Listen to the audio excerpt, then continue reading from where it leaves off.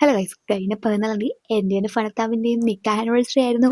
Successfully നിങ്ങൾ 1 year complete ആക്കി. ഇതുവരെ അഭിനയിച്ച് എന്റെ മുന്നിൽ പിടിച്ചു നിന്ന് എനിക്ക് സർപ്രൈസ് തരാൻ കഴിയാത്ത എന്റെ ഭർത്താവ് ഇപ്രാവശ്യം അഭിനയിച്ചു നിന്ന് എനിക്ക് സർപ്രൈസ് തന്നതായി.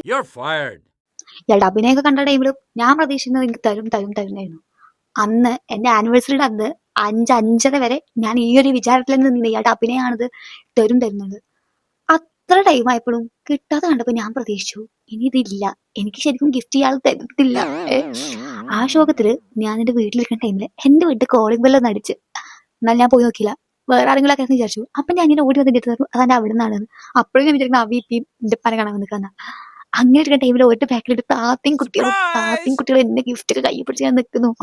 ഞാൻ സർപ്രൈസ് ആയി, നല്ല സർപ്രൈസ് ആയി. പക്ഷെ ഇപ്പോൾ കാണുന്ന വീഡിയോ ഞാൻ സർപ്രൈസ് ആയ വീഡിയോ അല്ല, അത് ഞാൻ അഭിനയിച്ചത്. ഭർത്താവ് അഭിനയിക്കുമ്പോൾ നമ്മൾ തിരിച്ചഭിനയിക്കുന്നത്.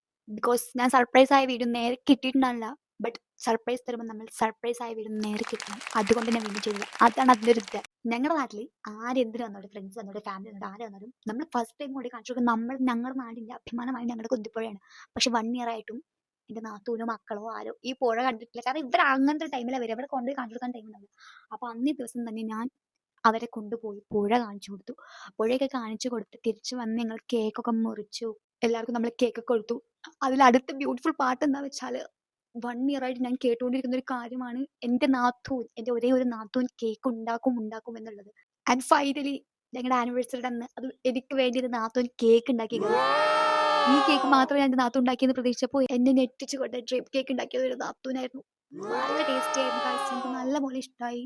നാത്തൂനായതെന്ന് പറയില്ല, അടിപൊളി കേക്ക് ആയിരുന്നു ഗൈസ്. അപ്പൊ ഇത്രയുള്ളൂ guys. Bye guys, see you guys.